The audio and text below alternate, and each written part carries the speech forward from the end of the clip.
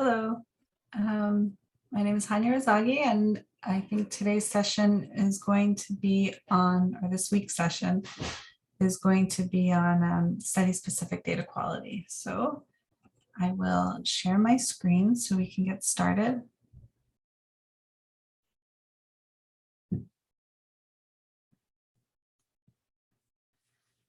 Okay, so let me bigger. Okay, so the objectives for this session will be, I'll describe some, the sources are the root causes of some of the data quality issues in EHR data. I'll provide a quick overview of the literature on data quality. I'll also describe the approaches that we take kind of on the network PEDSnet data quality, and then the study-specific approaches that PEDSnet has taken and kind of some examples of what that looks like. So data quality in EHR. So as a reminder, EHR data are operations-based, so they're not created for research. That's why it's called secondary use. It's optimized for clinical care and point of care. And it's really only as complete as what's entered in there. EHR data are not meant to be collected for research. They're not, I mean, there's some standards out there, but there's a lot of kind of customization that happens. So there isn't kind of rigorously standardized ways to represent data. And it is not curated. So this slide gives a basic overview of why there are data quality problems in EHR data. And again, I kind of use that term data quality a little loosely, in that it's not necessarily the quality of the data that's bad, but it's more kind of understanding the provenance and the way that data are extracted and represented in these source systems that kind of need to be characterized to understand what it can and can't be used for. So we'll start at the beginning. This little hospital icon, really so much of the data that we get from EHRs really depends on what that health system is. Is it a primary or a tertiary care center? So you know, the population of children who get where there's a primary care network kind of available, and they're kind of getting these routine well visits, are going to be very, very different than the kids who routinely go to receive specialty care. You know, is the source system inpatient or outpatient? And then just questions of location, geography, you know, what their demographics are represented in the health system, and then kind of who's the patient care base. Then once you kind of get past that, there's questions about what are the standards of care at the hospital or health system, and you know, how does that affect the ways that data are represented. So a simple example is that I think in some standard of care requires that newly diagnosed children with certain types of leukemia receive their induction therapy at the hospital. So there will be a prolonged inpatient stay for those patients, whereas some of these patients receive their care outpatient. And so the inpatient versus outpatient designation kind of mean different things than, you know, if a kid was acutely ill for a month in the hospital. And kind of what the implications are in terms of understanding how to measure acuity in studies. So that's some of the things. And then there's on kind of like the back end, and I already touched about incomplete data entry, but sometimes they're disparate information systems, and so it's not all just kind of one back end of data, but the ways that different information systems feed into to create the data in which to draw conclusions are different. So, you know, for example, if you're an inpatient pediatric hospital system, and that you don't have an ED associated with the data that you receive from your EHR, but it's associated with another EHR, that the backend information systems there need to talk somehow. And so this could be, this could lead to kind of information loss if not extracted in the right way. And then, sometimes there's data warehouses and supplementary data. And so all of these information systems kind of need to be integrated in order to kind of have what we think of as complete data. And then there's, once you start going into the data model to ensure that data are represented similarly. And so during the extraction process, there's standards and kind of even just in terms of representation of terminologies and standards. And for example, is urgent care considered an ED visit or an outpatient visit? And so, or does it deserve its own visit type? So these are the questions that need to be answered in order to really kind of understand and be able to fully characterize your data.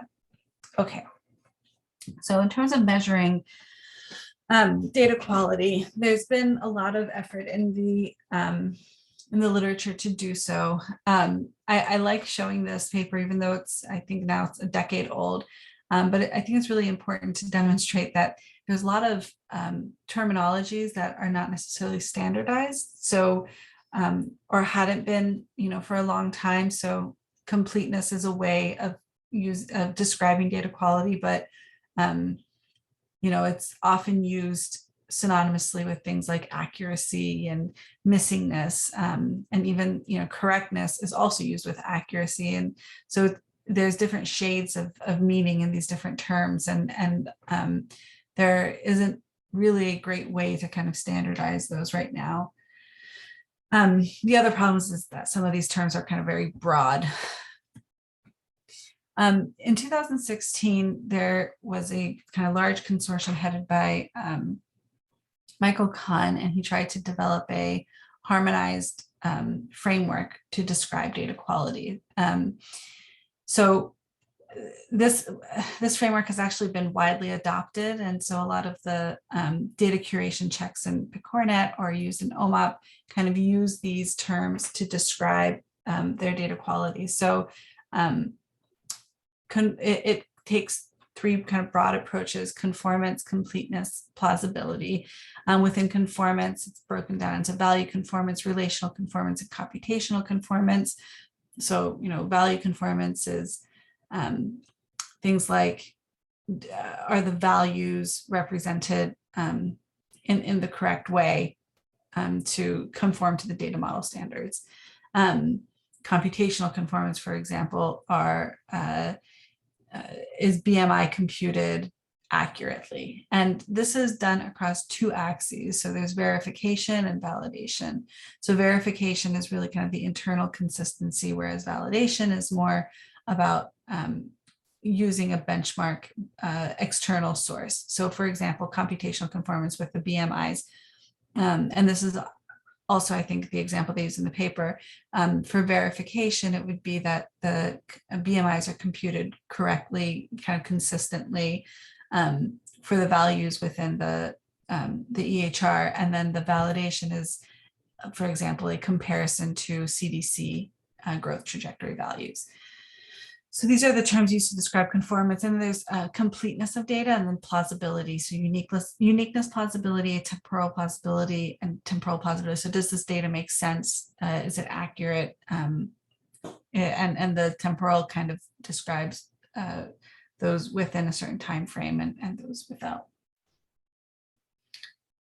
And like I said, this has been widely adopted, this framework, and shortly after the harmonized framework was published, they went through and kind of, for different research networks, tried to map all of the terms, all the checks within those clinical research networks to the terms developed by the framework. And they found a couple of things. So there's a lot of some networks focus a lot on plausibility, whereas others kind of have, for example, in PEDSnet, there was a lot of completeness checks that were run. Also, the other thing that's not on the slide, but that came from the paper, is that most checks that are being run on research networks focus on the verification and less on the validation. At the time, I think it was like less than 1% of all checks were validation checks. So I thought that was kind of interesting as well to point out. There's a ontology, and I won't go through this in a lot of detail, but there's only been kind of one ontology that's been in the literature kind of describing how measures relate to output and domains and how that relates to representation. This has not really been widely adopted in the literature, and I think it's just because I think a lot of people are not used to describing their data quality in this way in research networks. But here I go through an example of what the measure is. So the measure kind of is here. And then, there's, for example, representation consistency, and that means the representation is a valid format, domain metadata sufficiency, domain coverage. And so it kind of goes through, and this is just a small example of measures. And then the paper itself goes through how the measurement method is described, and how representation kind of references the measures and et cetera. So again, I don't want to go into too much detail about that, but I thought that was interesting that there other people have kind of thought through how to represent, and not only the terms, but kind of how they relate to both the output and kind of the input of data. So in PEDSnet, currently we actually had a system set up, and we are trying to kind of rebuild that system to as we've evolved as a network. So our checks cover kind of broad categories of data quality that can be used kind of flexibly. So we are developing some new naming conventions and metadata to be able to describe the checks. It won't be quite kind of an ontology, but it'll be ways to label data quality checks that go beyond just the very broad completeness or plausibility tags to be a little bit more descriptive. So we're currently working on that, as well as kind of how it's being applied to the data as well. The goal is to describe both clinically meaningful and structural DQA. So for example, one of our checks is consistency of or how domains change or the consistency of data change between data cycles. So this can be used to just say, okay, let's take this broad table and see how in the drug exposure table, what is the difference between one data cycle to the other? Or what it can, you can also take it to mean, okay, well, I developed a cohort to look at children with type 1 diabetes who were prescribed insulin. And so you can check both of those. If you just, the check does the same thing, but depending on the parameter, you can feed it anything and it'll spit out what you need it to measure. So the idea is that one check can kind of span both validation and verification checks if we're using kind of the CON framework terminology. So that's kind of goes through the flexible functions. We are trying to make it iterative with new knowledge and new metadata so that we can kind of integrate study-specific data quality as they come up into the network data quality long-term. And we're currently working on reporting tools to make it more accessible for all the sites. So previously, all of our output has been on GitHub. which isn't necessarily, it's a good way to communicate with people who are doing kind of the data extraction to help improve the data, but it doesn't kind of provide researchers with a way to summarize or understand the data quality. So we're currently working on those. So the check types that we have, like I said, the data cycle consistency, then vocabulary conformance. So making sure that all of the vocabularies that we have are conformant, value set conformant, or sorry, the vocabularies are conformant to data model constraints and how we define them.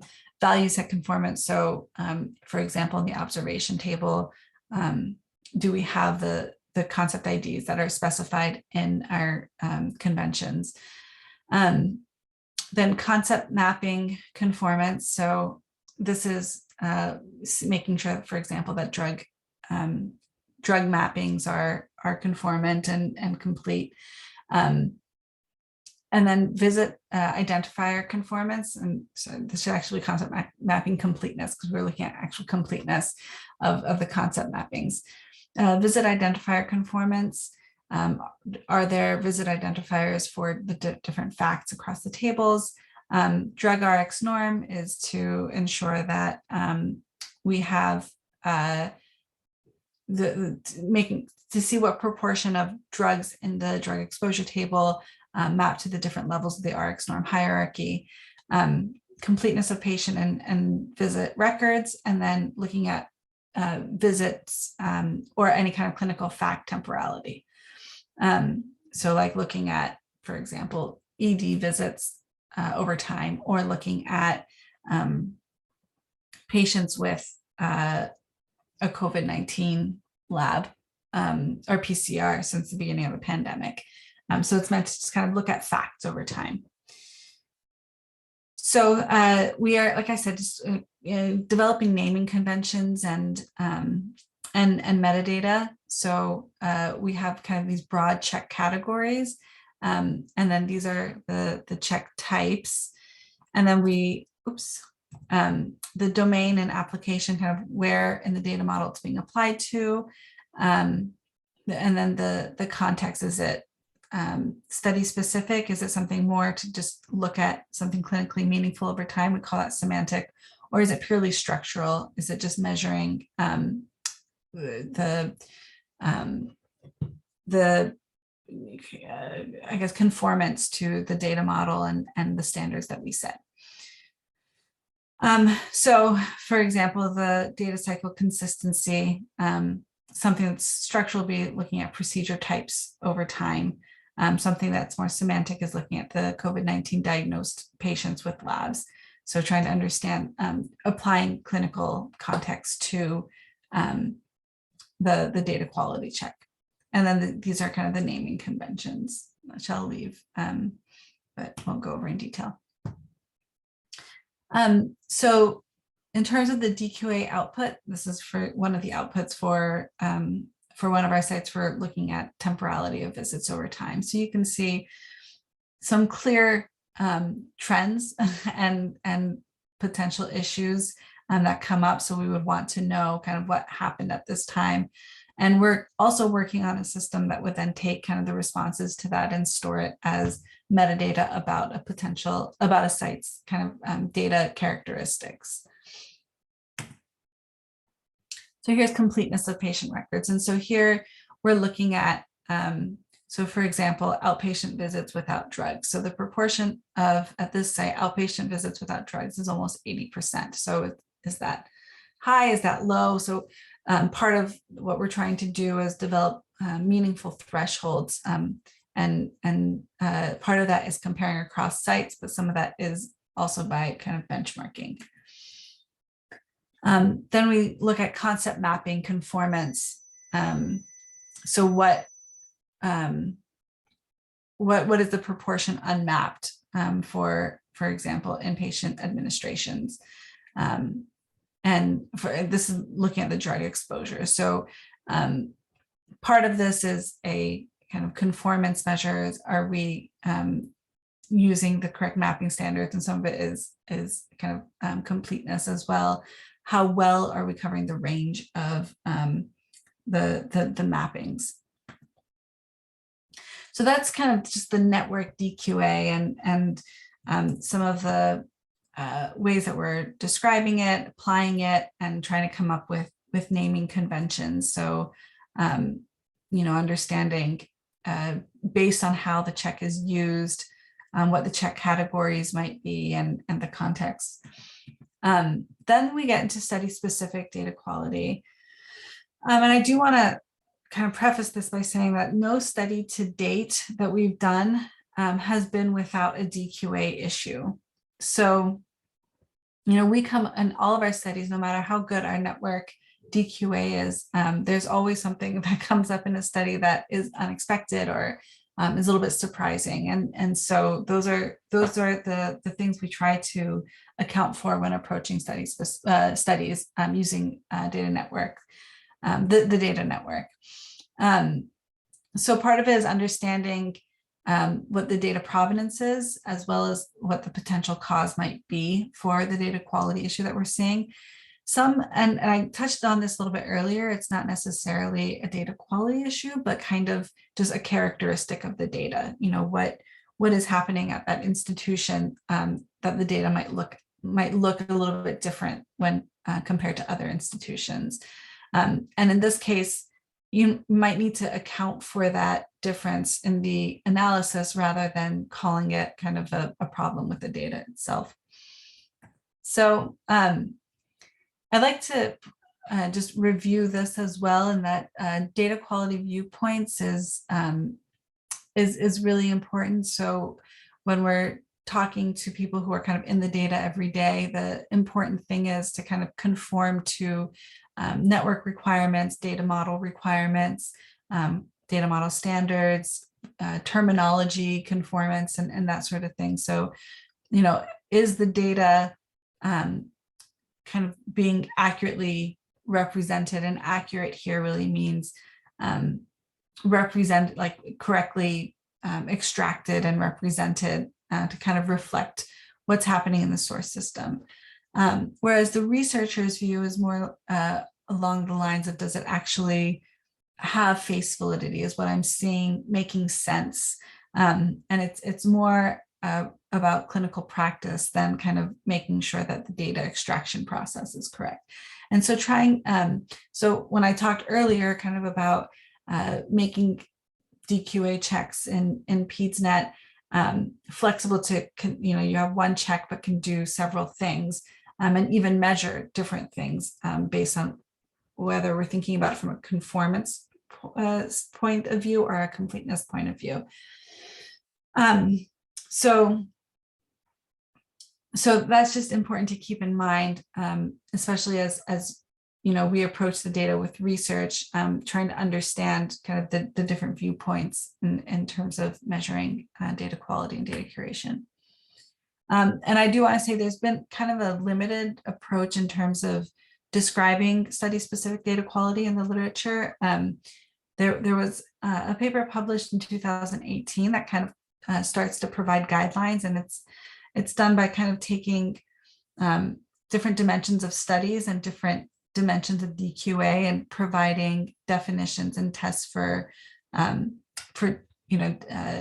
testing your data quality in a particular study. I will say right now we have gotten a grant from PCORI to kind of further this work and provide kind of more standardized approaches to study specific data quality and that are accessible to researchers, but also have enough structure around the terminologies and the metadata to kind of be specific about what you're measuring.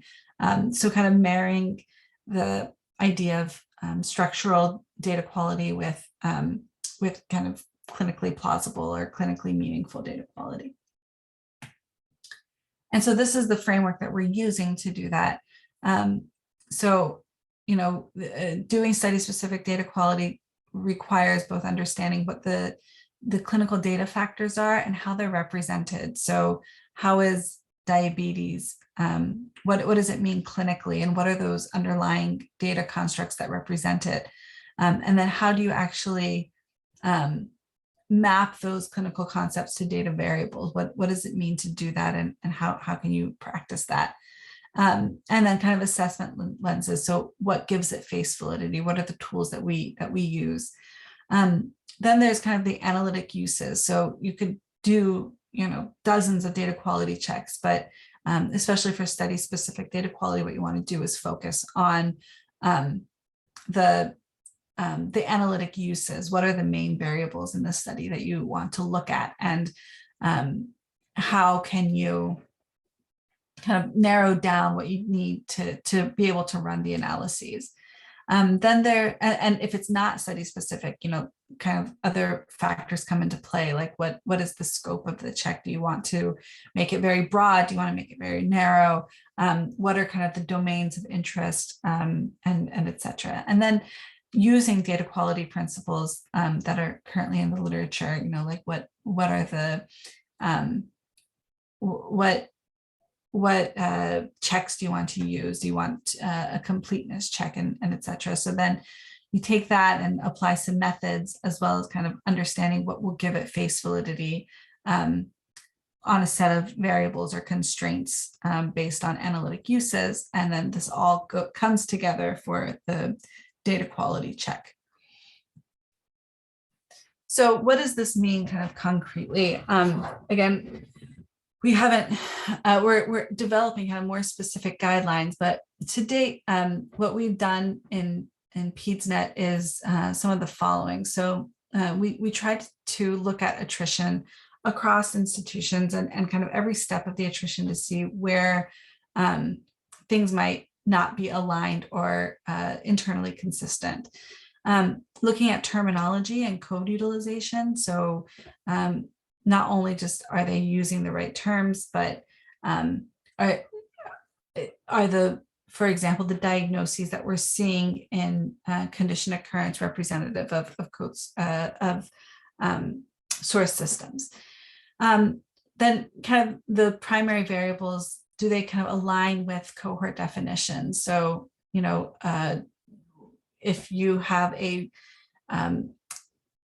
cohort of kids with chronic kidney disease, you would expect kind of the EGFR to see a large proportion of kids with EGFR measures.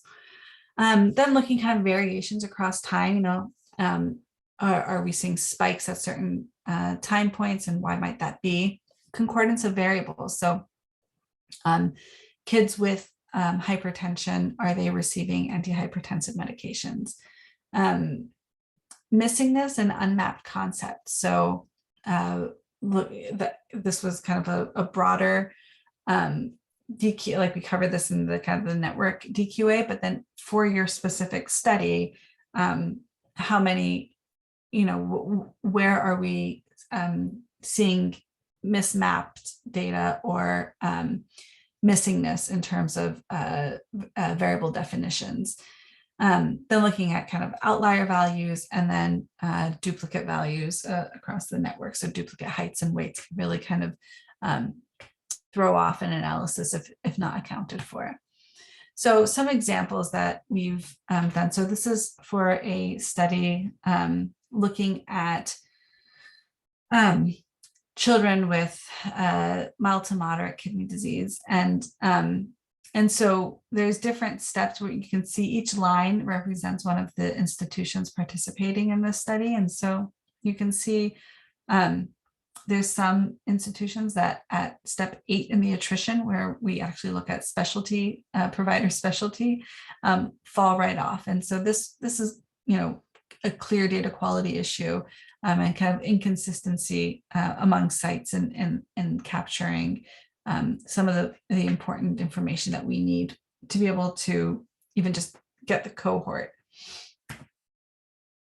Then looking at code utilization. So this kind of gives us a sense of the span of codes that are used to represent just dialysis. So there are some sites, for example, who don't use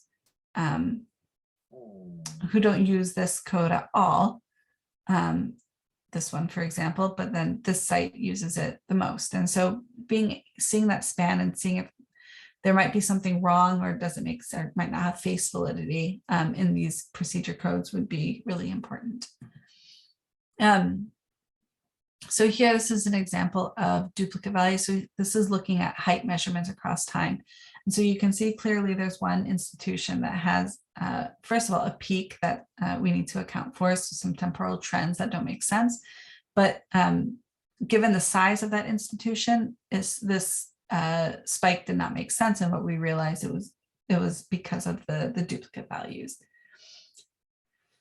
We also performed outlier detection. So looking at, this is looking at urine protein values. So comparing the mean and medians. And so you can see clearly that this one site seemed to have a lot of outlier values that is kind of making the mean much higher than the median value. So concordance of facts. So here, this is looking at patients with lupus nephritis and those who received induction therapy for it. And so you can see some variation across sites. So some sites, there's 83.8% of kids who have this diagnosis but never received an induction drug for it. And that could be for many reasons. It could be that they're coming in after induction therapy. It could be that their drug data are incomplete. They're, it raises a flag to be able to kind of understand what's happening. Whereas at other sites, it's almost, all the patients who have this diagnosis have evidence of induction therapy. So making sure, so this is another example where looking at cohorts. So this is a group of children with SLE, so lupus, systemic lupus. And one of the important variables is looking at blood pressure measurement. And so we compared kids in this cohort with a control cohort to look to see how their blood pressures align or don't align. So, you can see that as expected, the kids in the SLE cohort seem to have slightly elevated blood pressures compared to kids in the control. And so where you see more of the overlap is kind of, it might raise data quality concerns. And where you see less, you can understand the way that it might provide more face validity, but also it would be important to understand kind of how long these patients are kind of why their blood pressures might or might not be different. So again, characterizing the data to kind of ensure that instead of assuming a certain things about blood pressure in these kids, actually making sure that the data align with some of your expectations.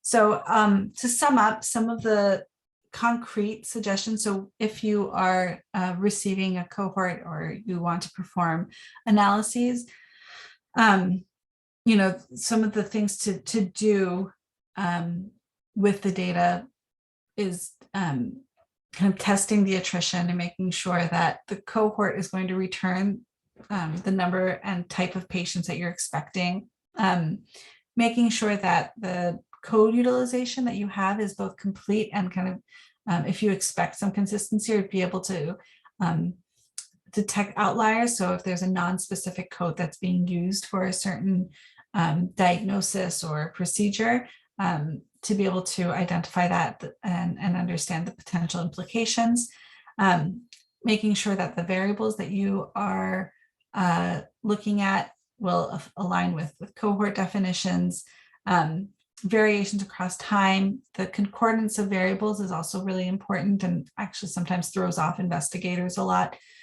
because they're expecting to see a certain kind of concordance based on the types of patients they see, but are not accounting for everything that might happen in the health system. Missingness and map concepts, outlier values, and duplicate values as well. And there's lots of ways to measure outliers. You can keep it very simple, or you can incorporate some more complex methods. And for each of these, I think looking at each site or each institution and then across time to see how these things might change. So these are kind of the most important ones. You know, particularly even just the attrition is a great way to start across time and institution, because you might need to even just change your cohort definition based on some of the data quality work that you're doing. So these are kind of the approaches that we've taken. And like I said, there has not been even one study where we haven't had something come up that required either remediation or adjusting our analyses to align with kind of what the data characteristics are. So with that, I think that's the end. And I will now end the presentation. Thank you very much. And hopefully this was useful.